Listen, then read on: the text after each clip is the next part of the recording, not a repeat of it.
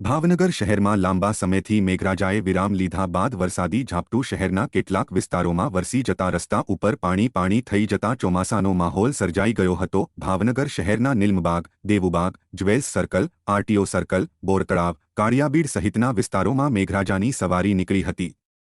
જો કે છેલ્લા 3-4 દિવસથી તાપ અને ગરમીના માહોલ વચ્ચે વરસાદી ઝાપટું વરસતા લોકોને રાહત આપી ગયું હતું।